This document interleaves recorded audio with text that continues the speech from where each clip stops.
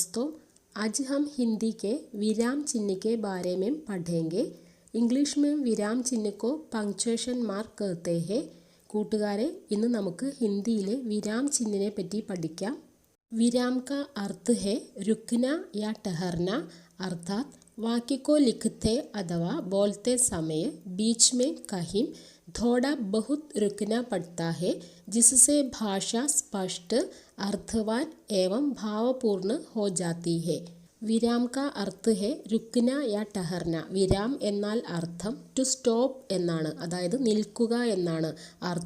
അതായത് വാക്യക്കോ ലിഖത്തെ അഥവാ ബോൾത്തെ സമയെ, ഒരു സെൻറ്റൻസ് എഴുതുകയോ അല്ലെങ്കിൽ പറയുകയോ ചെയ്യുന്ന സമയത്ത് ബീച്ച് മേ കഹിം ഥോഡ ബഹുത് രുക്ന പഡ്താ ഹെ, ഇടയിൽ എവിടെയെങ്കിലും ചെറുതായോ വലുതായോ നിർത്തേണ്ടി വരും. ഇസ്സേ ഭാഷ സ്പഷ്ട, അർത്ഥവാൻ ഏവം ഭാവപൂർണ്ണ ഹോ ജാത്തി ഹെ, അതുമൂലം ഭാഷ സ്പഷ്ടവും अर्थपूर्णവും भावपूर्णവുമായി മാറുന്നു. लिखित भाषा में इस ठहराव को दिखाने के लिए कुछ विशेष प्रकार के चिन्हों का प्रयोग करते हैं. എഴുതുമ്പോൾ ഇടയ്ക്ക് സ്റ്റോപ്പ് ചെയ്യുന്നതിനെ കാണിക്കാൻ വേണ്ടി ചില വിശേഷപ്പെട്ട ചിഹ്നങ്ങൾ ഉപയോഗിക്കാറുണ്ട്. ഇന്നേ ഹി വിരാം ചിഹ്ന കഹാ ജാതാ ഹെ, ഈ ചിഹ്നങ്ങളെയാണ് വിരാം ചിഹ്ന എന്ന് പറയുന്നത്. അതായത് സംസാരിക്കുകയോ വായിക്കുകയോ എഴുതുകയോ ചെയ്യുമ്പോൾ സെൻറ്റൻസിൻ്റെ അവസാനത്തിലോ ഇടയ്ക്കോ ചെറുതായോ വലുതായോ നമുക്ക് നിർത്തേണ്ടി വരും. അവിടെ കൃത്യമായി വിരാം ചിഹ്നം ശരിയായ രീതിയിൽ പ്രയോഗിച്ചില്ല എങ്കിൽ ആ വാക്യം അർത്ഥഹീനവും അസ്പഷ്ടവും നമ്മൾ ഉദ്ദേശിക്കുന്ന അർത്ഥത്തിൽ നിന്ന് വിപരീതമാകുകയും ചെയ്യും. ഹിന്ദിയിലെ പ്രധാന 11 വിരാം ചിഹ്നങ്ങളാണ് ഇവ. അല്പവിരാം, കോമ, അർദ്ധവിരാം, സെമികോളൻ, പൂർണ്ണവിരാം, ഫുൾ സ്റ്റോപ്പ്, ഉപവിരാം, കോളൻ, വിസ്മയാദിബോധക് ചിഹ്ന, സൈൻ ഓഫ് ഇൻ്റർജെക്ഷൻ, പ്രശ്നവാചക് ചിഹ്ന, ക്വസ്റ്റ്യൻ മാർക്ക്, കോഷ്ടക് ബ്രാക്കറ്റ്, യോജക് ചിഹ്ന, ഹൈഫൻ, അവതരൺ ചിഹ്ന യാ ഉദ്ധരൺ ചിഹ്ന, ഇൻവേർട്ടഡ് കോമ, ലാഘവ് ചിഹ്ന, അബ്രീവിയേഷൻ സൈൻ, ആദേശ് ചിഹ്ന, സൈൻ ഓഫ് ഫോളോയിങ്. അല്പവിരാം, കോമ, जहाँ थोड़ी सी देर रुकना पड़े वहाँ അല്പവിരാം ചിഹ്ന का പ്രयोग किया जाता है. അല്പസമയത്തേക്ക് മാത്രം നിർത്തേണ്ടി വരുന്ന സന്ദർഭങ്ങളിൽ അല്പവിരാം ചിഹ്നമാണ് ഉപയോഗിക്കുന്നത്. അർത്ഥാത് ഏക് സേ അധിക് വസ്തുओं को दर्शाने के लिए അല്പവിരാം ചിഹ്ന लगाया जाता है. കൂടാതെ ഒന്നിലധികം വസ്തുക്കളെ കാണിക്കുവാൻ വേണ്ടി അഥവാ സെപ്പറേറ്റ് ചെയ്യുവാൻ വേണ്ടിയും അല്പവിരാം ചിഹ്ന ഉപയോഗിക്കുന്നു. इंग्लिश में हम जिसको कोमा कहते हैं उसको हिंदी में अल्पविराम कहा जाता है. जैसे उदाहरणമായിട്ട് भारत में गेहूं, चना, बाजरा, मक्का आदि बहुत सी फसलें उगाई जाती है. ഇവിടെ ഗേഹൂം, ചന, ബാജ്ര എന്നീ ഒന്നിലധികം സാധനങ്ങളെ സെപ്പറേറ്റ് ചെയ്യുവാൻ വേണ്ടിയായിട്ടാണ് അല്പവിരാം ചിഹ്നം ഉപയോഗിച്ചിരിക്കുന്നത്. അർദ്ധവിരാം, സെമികോളൻ, जहाँ अल्पविराम की अपेक्षा कुछ अधिक देर तक रुकना पड़े वहाँ अर्धविराम का प्रयोग करते हैं. അല്പവിരാമത്തേക്കാൾ കുറച്ച് അധികം സമയം നിർത്തേണ്ടി വരുമ്പോൾ അവിടെ അർദ്ധവിരാം ചിഹ്നം ഉപയോഗിക്കുന്നു.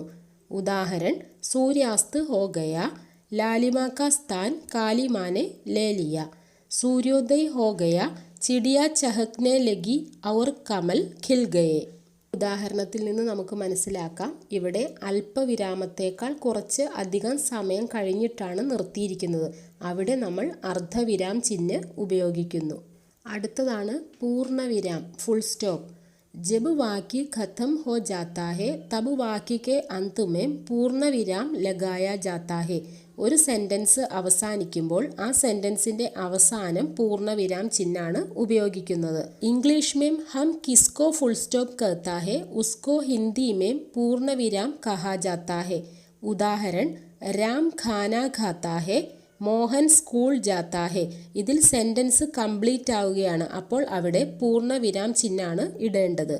उपविराम कोलन, जब किसी कथन को अलग दिखाना हो तो वहाँ पर उपविराം का प्रयोग करते हैं. ഏതെങ്കിലും ഒരു സ്റ്റേറ്റ്മെൻറ്റിനെ സെപ്പറേറ്റ് ചെയ്യേണ്ടി വരുമ്പോൾ അവിടെ ഉപവിരാമാണ് ഉപയോഗിക്കേണ്ടത്.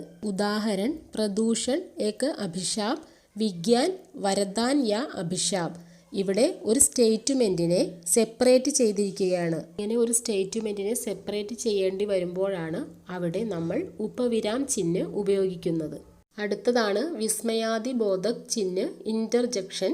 विस्मय, आश्चर्य, शोक, हर्ष आदि भावों को प्रकट करने वाले शब्दों को विस्मयादिबोधक चिन्ह कहते हैं. വിസ്മയം, ആശ്ചര്യം, സങ്കടം, സന്തോഷം എന്നീ ഭാവങ്ങൾ പ്രകടിപ്പിക്കുന്ന ശബ്ദങ്ങൾക്ക് ശേഷം വിസ്മയാദിബോധക് ചിഹ്നമാണ് ഉപയോഗിക്കുന്നത്. ഉദാഹരണം ഹായ്, ആ, ചി, അരെ, ശാബാഷ്. ഹായ് വഹ് മാർ ഗയ. ആ കിത്തന സുഹാവന മൗസം ഹെ. വാ കിത്തന സുന്ദർ വൃക്ഷ ഹെ. ഈ ഉദാഹരണത്തിൽ നിന്ന് നമുക്ക് മനസ്സിലാക്കാം ആശ്ചര്യം, സങ്കടം, സന്തോഷം എന്നിവ സൂചിപ്പിക്കുന്ന വാക്കുകൾക്ക് ശേഷമാണ് വിസ്മയാദിബോധക് ചിഹ്നം ഇട്ടിരിക്കുന്നത്. അടുത്തതാണ് പ്രശ്ന ചിഹ്നം ക്വസ്റ്റ്യൻ മാർക്ക്. प्रश्न चिन्ह का प्रयोग प्रश्नवाचक वाक्यों के अंत में किया जाता है. ഒരു ചോദ്യം ചോദിക്കേണ്ടി വരുമ്പോൾ അവസാനം ഈ ചിഹ്നം ചേർക്കുന്നു. अगर हम किसी वाक्य में प्रश्न पूछते हैं तो प्रश्नवाचक चिन्ह वहाँ पर लगाया जाता है. जिसको इंग्लिश में हम क्वेश्चन मार्क कहा जाता है उसको हिंदी में प्रश्नवाचक चिन्ह कहा जाता है. ക്വസ്റ്റ്യൻ ചോദിക്കുമ്പോൾ സെൻറ്റൻസിൻ്റെ അവസാനമായിട്ടാണ് നമ്മൾ പ്രശ്നവാചക ചിഹ്നം ഇടുന്നത്. ഉദാഹരണം വഹ് ക്യാ ലിഖ് രഹാ ഹെ. താജ്മഹൽ കിസ്നെ ബൻവായ. ഇത് രണ്ടും ഒരു ക്വസ്റ്റ്യൻ ആണ്, അതുകൊണ്ടാണ് അവസാനം ക്വസ്റ്റ്യൻ മാർക്ക് ഇട്ടിരിക്കുന്നത്. അതിനെയാണ് പ്രശ്നവാചക ചിഹ്നം എന്ന് പറയുന്നത്. അടുത്തതാണ് കോഷ്ടക് ചിഹ്നം ബ്രാക്കറ്റ്. कोष्टक चिन्ह का प्रयोग अर्थ को और अधिक स्पष्ट करने के लिए शब्द अथवा वाक्यांश को कोष्टक के अंदर लिखकर किया जाता है. ചില ശബ്ദങ്ങളെ പ്രത്യേകമായി സ്പഷ്ടമാക്കുന്നതിനു വേണ്ടി അവയെ ബ്രാക്കറ്റിനുള്ളിലാണ് എഴുതുന്നത്. ഈ ബ്രാക്കറ്റിനെയാണ് കോഷ്ടക് ചിഹ്നം എന്ന് പറയുന്നത്. ഉദാഹരണം വിശ്വാമിത്ര ക്രോധ് में कांपते हुए ठहर जा. ധർമ്മരാജ് യുധിഷ്ഠിർ സത്യ ഔർ ധർമ്മ കെ സംരക്ഷക് ദേ. ഇവിടെ ക്രോധ് സെ കാംതെ ഹുയെ, യുധിഷ്ഠിർ എന്നീ ശബ്ദങ്ങളെ പ്രത്യേകമായി സ്പഷ്ടമാക്കുന്നതിനു വേണ്ടിയാണ് അവയെ കോഷ്ടക ചിഹ്നം അഥവാ ബ്രാക്കറ്റിനുള്ളിൽ എഴുതിയിരിക്കുന്നത്. അടുത്തതാണ് യോജക് ചിഹ്നം യാ വിഭാജക് ചിഹ്നം ഹൈഫൻ. दो शब्दों को जोड़ने के लिए इसका प्रयोग किया जाता है. जैसे छोटा बड़ा, രാത്ത്, ദിൻ, ധീരെ, ധീരെ. രണ്ട് ശബ്ദങ്ങളെ കൂട്ടിച്ചേർക്കുന്നതിനു വേണ്ടി ഉപയോഗിക്കുന്നതാണ് യോജക് ചിഹ്നം. ഉദാഹരണം ജീവൻ മേ സുഖ് ദുഃഖ് തോ ചൽത്താ ഹി രഹ്താ ഹെ. ഇവിടെ സുഖ് ദുഃഖ് എന്നീ രണ്ട് ശബ്ദങ്ങളെ യോജിപ്പിക്കുന്നതിന് വേണ്ടിയാണ് അതിൻ്റെ ഇടയിലായിട്ട് യോജക് ചിഹ്നം അഥവാ ഹൈഫൻ ഇട്ടിരിക്കുന്നത്. അവതരൺ യാ ഉദ്ധരൺ ചിഹ്നം ഇൻവേർട്ടഡ് കോമ. किसी की कही हुई बात को उसी तरह प्रकट करने के लिए അവതരൺ ചിഹ്ന का प्रयोग किया जाता है. ആരെങ്കിലും പറഞ്ഞ കാര്യത്തെ അതേപോലെ തന്നെ പ്രകടിപ്പിക്കുന്നതിനു വേണ്ടി അവതരൺ ചിഹ്നമാണ് ഉപയോഗിക്കുന്നത്. ഉദാഹരണം തുളസീദാസിനെ സത്യ കഹാ ഹെ പരാധീൻ സപ്നെ സുഖ് നഹി. ജയശങ്കർ പ്രസാദിനെ കഹാ ഹെ ജീവൻ വിശ്വ കി സമ്പത്തി ഹെ. ഒരാൾ പറഞ്ഞിരിക്കുന്ന കാര്യത്തെ അതേപോലെ തന്നെ പ്രകടിപ്പിക്കുന്നതിനു വേണ്ടിയാണ് അവതരൺ യാ ഉദ്ധരൺ ചിഹ്നം ഉപയോഗിക്കുന്നത്. അടുത്തതാണ് ലാഘവ് ചിഹ്നം അബ്രീവിയേഷൻ സൈൻ. किसी बड़े तथा प्रसिद्ध शब्द को संक्षेप में लिखने के लिए उस शब्द का पहला अक्षर लिखकर उसके आगे शून्य लगा देते हैं. यह शून्य ही लाघव चिन्ह कहलाता है.